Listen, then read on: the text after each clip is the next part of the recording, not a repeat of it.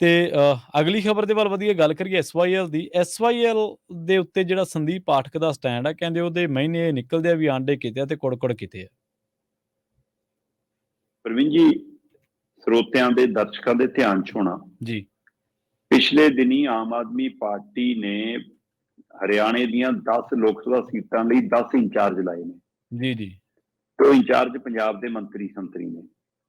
ਜੀ, ਤੇ ਆਪਾਂ ਉਸੇ ਦਿਨ ਇਸ ਪ੍ਰੋਗਰਾਮ 'ਚ ਗੱਲ ਕੀਤੀ ਸੀ ਕਿ ਇਹ ਮੰਤਰੀ SYL ਤੇ ਕੀ ਜਵਾਬ ਦੇਣਗੇ।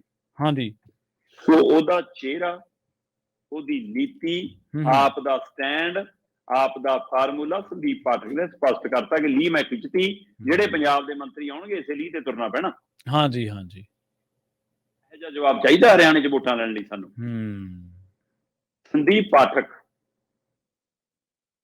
ਉਹ ਵਿਅਕਤੀ ਜਿਹੜਾ ਜੰਮਪਲ ਛੱਤੀਸਗੜ੍ਹ ਦਾ, ਠੀਕ ਹੈ ਜੀ, ਕੇਜਰੀਵਾਲ ਦੀ ਘਨੇੜੀ ਚੜਿਆ ਦਿੱਲੀ ਆ ਕੇ, ਰਾਜ ਸਭਾ ਗਿਆ ਪੰਜਾਬ ਦੇ ਕੋਟੇ ਚੋਂ, ਹਾਂਜੀ, ਬੋਲਦਾ ਹੁਣ ਹਰਿਆਣੇ ਦੀ।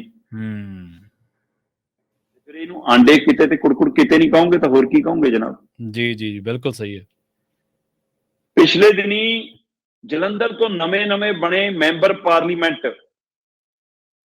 ਮਾਮਲੇ 'ਚ ਉੱਥੋਂ ਦੇ ਵਿਧਾਇਕ ਸ਼ਤੀਰ ਉਂਗਰਾਲ, ਕੀ ਨਾ ਉਹਦਾ ਹੈ ਨਾ, ਉਹਦੇ ਨਾਲ ਪੰਗਾ ਪਿਆ, ਸ਼ੀਤਲ ਉਂਗਰਾਲ ਨਾਲ। ਤੇ ਉਹ ਸ਼ੀਤਲ ਉਂਗਰਾਲ ਨੂੰ ਕਹਿੰਦੇ ਆਮ ਆਦਮੀ ਪਾਰਟੀ ਨੇ ਨੋਟਿਸ ਜਾਰੀ ਕਰਤਾ ਜੀ। ਜੇ ਤੁਹਾਡੇ ਧਿਆਨ 'ਚ ਹੋਵੇ ਮੈਨੂੰ ਦੱਸ ਦਿਓ ਕਿ ਸੰਦੀਪ ਪਾਠਕ ਦੇ ਬੋਲਾਂ ਤੋਂ ਬਾਅਦ ਕੋਈ ਨੋਟਿਸ ਜਾਰੀ ਹੋ ਗਿਆ? ਹਾਲੇ ਤੱਕ ਤਾਂ ਨਹੀਂ ਹੋਇਆ ਜੀ। ਪੰਜਾਬ ਤੋਂ ਰਾਜ ਸਭਾ ਮੈਂਬਰ ਹੈ, ਪੰਜਾਬ ਦਾ ਮੁੱਖ ਮੰਤਰੀ ਕਹਿ ਰਿਹਾ ਇੱਕ ਬੂੰਦ ਪਾਣੀ ਨਹੀਂ, ਜੀ, ਜੀ, ਨਹੀਂ ਦਿਆਂਗੇ। ਸਾਡਾ ਚੁਣਿਆ ਨੁਮਾਇੰਦਾ, ਕਿਉਂਕਿ ਇਹ ਇਲੈਕਟਡ ਨਹੀਂ ਹੈ, ਸਿਲੈਕਟਡ ਹੈ।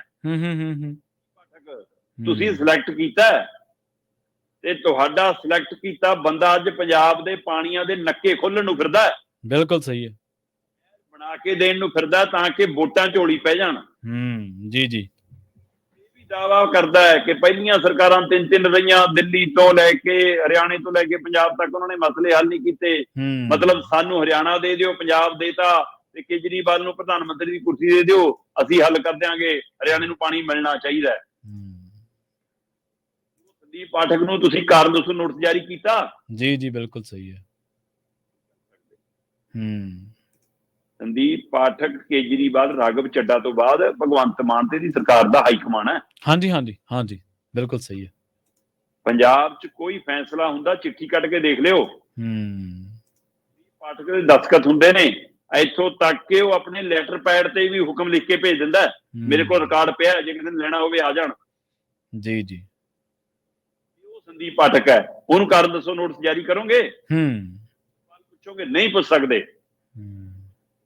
ਪਰ ਉਹਨੇ ਇੱਕ ਲੀਕ ਖਿੱਚਤੀ ਕਿ ਪੰਜਾਬ ਦੇ ਜਿੰਨੇ ਇੰਚਾਰਜ ਲੱਗੇ ਨੇ, ਚਾਹੇ ਉਹ MLA ਆਉਣ, ਚਾਹੇ ਉਹ MP ਆਉਣ, ਚਾਹੇ ਮੰਤਰੀ ਆਉਣ, ਆਪਾਂ ਹਰਿਆਣੇ ਦੇ ਹੱਕ 'ਚ ਭੁਗਤਣਾ ਹੈ। ਪੰਜਾਬ ਦਾ ਪਾਣੀ ਖੋਣਾ ਪਵੇ, ਖੋਣ ਲਈ ਤਿਆਰ ਰਹਿਣਾ ਹੈ। ਬਸ ਸਰਕਾਰ ਬਣਾਉਣੀ ਹੈ। ਜੋ ਧੋਖਾ ਪੰਜਾਬ ਨਾਲ ਕੀਤਾ ਉਹੀ ਧੋਖਾ ਹਰਿਆਣਾ ਨਾਲ ਕਰਨਾ। ਵੋਟਾਂ ਲੈਣ ਤੋਂ ਬਾਅਦ ਚਾਹੇ ਮਸਲਾ ਹੋਵੇ ਚਾਹੇ ਨਾ ਹੋਵੇ, ਕੋਈ ਮਤਲਬ ਨਹੀਂ। ਇਹ ਵੋਟਾਂ ਲਈ ਨਹਿਰ ਖੁੱਲ ਰਹੀ ਹੈ। ਜੀ, ਜੀ,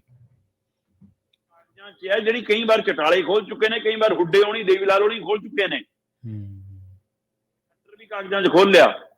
ਨਾ ਹਰਿਆਣੇ ਦੇ ਵਾਸੀ ਹੁਣ ਇਸ ਮਸਲੇ ਤੇ ਲੜਨ ਨੂੰ ਤਿਆਰ ਨੇ, ਨਾ ਪੰਜਾਬ ਆਪਣੇ ਭਰਾਵਾਂ ਦਾ ਲਹੂ ਡੋਲਣ ਨੂੰ ਤਿਆਰ ਹੈ ਇੱਕ ਦੂਏ ਦਾ। ਪੰਜਾਬ ਤੇ ਹਰਿਆਣਾ ਇਹ ਰਾਜਨੀਤਿਕ ਲੀਡਰਾਂ ਦੀ ਮਨਸ਼ਾ, ਚਾਲ ਬਖੂਬੀ ਸਮਝ ਚੁੱਕਿਆ ਕਿ ਇਹ ਜਦੋਂ ਵੋਟਾਂ ਆਉਂਦੀਆਂ ਨੇ ਤਦ SYL ਨਹਿਰ ਜੂਦੀ ਹੁੰਦੀ ਹੈ।